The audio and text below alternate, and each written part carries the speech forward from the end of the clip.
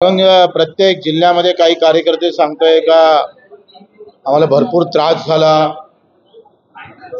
जालन्यातल्या खासदारांना प्रचंड त्रास दिला, काही सांगतात का लंके बरोबर चांगले आहे, आमचा पक्ष गावातून चालतं, खेड्यातून चालतं, दिल्ली मुंबईची वारी करायची गरज नाही, खालचा माणूस जे म्हणन तसा आमचा बच्चू कडू वागन. पण आखरी काही गोष्टी घडल्या, काही चुका मोठ्या पक्षानं केल्या म्हणून उमेदवारी आली. आता जर तर वर उत्तर देण्यात काही अर्थ नसतो. काल आमची नांदेडला एक बैठक झाली 4 जिल्हे घेऊन, आणि आज संभाजीनगरला, नगर, बीड, जालना आणि संभाजीनगर अशी एक संयुक्त तालुका प्रमुख आणि जिल्हा प्रमुखाची आम्ही बैठक घेतलेली आहे. लोकसभेबाबत नेमकं आपण काय केलं पाहिजे, कशा पद्धतीनं समोर गेलं पाहिजे, यासाठी ही बैठक आहे.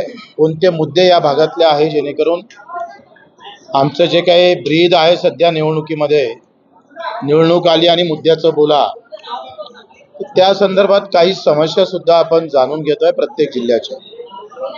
मग प्रत्येक जिल्ह्यामध्ये काही कार्यकर्ते सांगतोय का आम्हाला भरपूर त्रास झाला, जालन्यातल्या खासदारांना प्रचंड त्रास दिला, काही सांगतात का लंके बरोबर चांगले आहे, असे काही कार्यकर्ते इथे सांगायला लागले. काही लोक म्हणतात आम्हीच लढतोय. हा सगळा विचार विनिमय घेऊन एक निर्णयापर्यंत आपल्याला जावं लागणार आहे.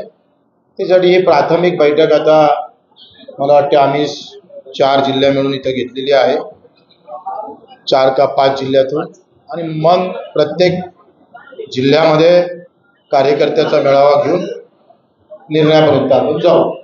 त्यासाठी या बैठकीचं आयोजन आहे. आपले काही प्रश्न असेल तर विचारा. निधी द्यायचं तर सोडा, आलेला निधी सुद्धा काढून टाकल्या जातं.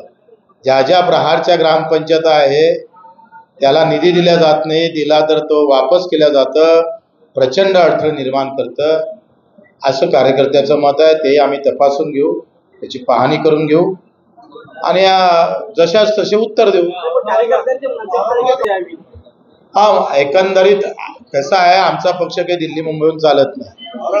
आमचा पक्ष गावातून चालतं, खेड्यातून चालतं, दिल्ली मुंबईची वारी करायची गरज नाही.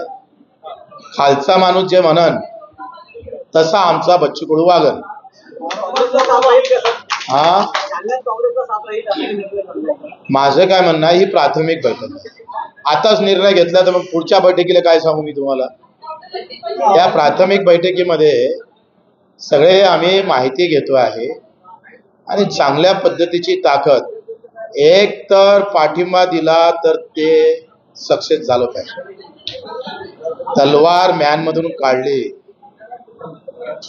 तर पाळूनच म्यान झाली पाहिजे, नाहीतर ते तलवार काढूच नये असं माझं मत आहे. मी तेच, आता ही काही त्या घ्यायचा विषय नाही, फक्त चर्चा आहे. 2-3 बैठकी झाल्यानंतर निर्णय जाहीर करू. जर तरले काही अर्थ नसतं. जेव्हा होईल तेव्हा, जसं आम्ही म्हटलं, जर तरवर होतं का, अमरावती आम्ही लढतो म्हटलं होतं का, कधी नाही म्हटलं होतं. पण आखरी काही गोष्टी घडल्या, काही चुका मोठ्या पक्षानं केल्या म्हणून उमेदवारी आली. आता जर तर वर उत्तर देण्यात काही अर्थ नसतो. ऐकलं नाही तर तुम्ही महायुतीतून बाहेर पडायला किती सिरियस आहे? मला वाटतं माझी इच्छा नाही, युतीची इच्छा असली तर आनंदाने ते स्वीकार. तुम्ही तिकडले प्रतिनिधी मला माहित नाही. नाही, मला असं वाटतं का सागर बंगला त्यांच्या इतकं डोक्यात गेलेला आहे, त्याच्यानं रक्त प्रत्येकाचं लालच आहे, ते काही वेगळं तपासायची गरज नाही. पण ते भाजपचा रक्तप्रवाह वाढलेला दिसतं, थोडा तपासला पाहिजे, कमी केला पाहिजे. ओके, धन्यवाद.